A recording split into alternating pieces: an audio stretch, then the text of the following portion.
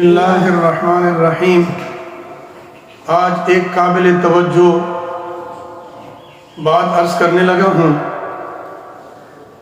آج 31 دسمبر 2022 ہے۔ آج رات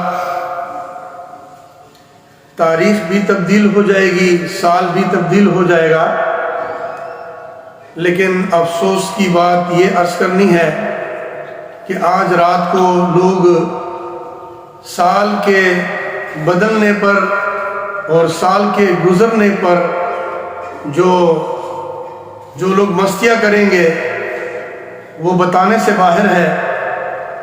چاہیے تو یہ تھا کہ نیا سال کے گزرنے پر لوگ اللہ رب العزت کے سامنے سجدہ ریز ہوتے، اللہ رب العزت کے سامنے سجدے کرتے، اللہ رب العزت کے سامنے روتے ہوتے کہ اللہ میری زندگی کا 1 سال کم ہو گیا، یا اللہ میری زندگی ختم ہوتی جا رہی ہے، میں آپ کے قریب ہوتا جا رہا ہوں اور قبر کے قریب ہوتا جا رہا ہوں، میری زندگی ختم ہو رہی ہے۔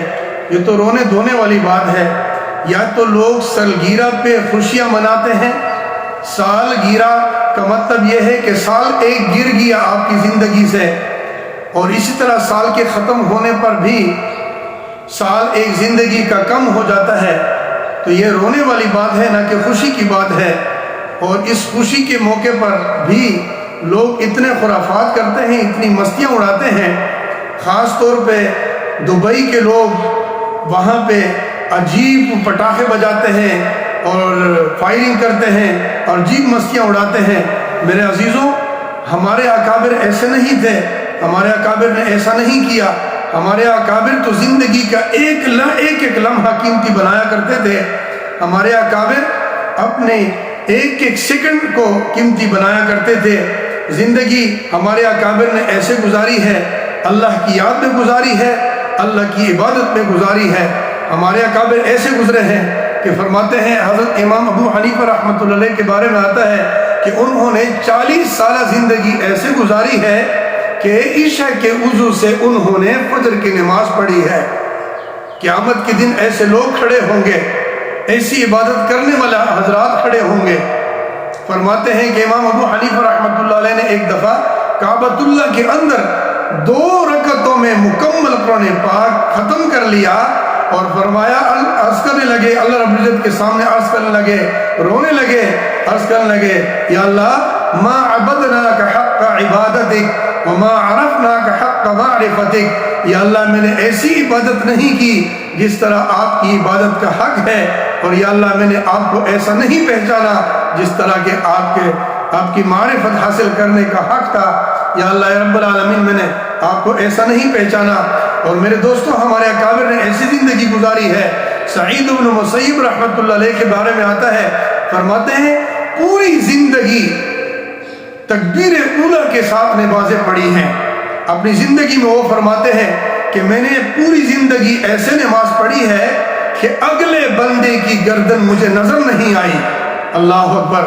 کسی نے پوچھا کہ حضرت یہ کیسے ممکن ہے؟ فرمانے لگے کہ میں نے پوری زندگی پہلی صف میں تکبیر اولیٰ کے ساتھ نمازیں پڑھی ہیں۔ پوری زندگی میرے دوستو، 1 سال 2 سال 5 سال 10 سال 20 سال، کتنی غمی خوشی، کبھی صحت کبھی بیماری آتی ہے، کتنے مرحلوں سے بندے نے گزرنا ہوتا ہے، لیکن کیسے عجیب لوگ تھے کہ صحت بیماری میں، غمی خوشی میں، ہر مصیبت ہر پریشانی میں انہوں نے پوری زندگی نمازیں تکبیر اولیٰ کے ساتھ اور پہلی صف میں پڑھی ہیں۔ میرے دوستو، قیامت کے دن یہ لوگ بھی کھڑے ہوں گے اللہ رب العزت کے دربار میں۔ اور میرے دوستو، ہمارے سلسلہ عالیہ نقشبندیہ میں ایک وہ بہت بڑے بزرگ ہمارے سلسلہ عالیہ نقشبندیہ کے سرخیل امام گزرے ہیں، میرے ذہن سے ان کا نام ابھی اتر گیا ہے۔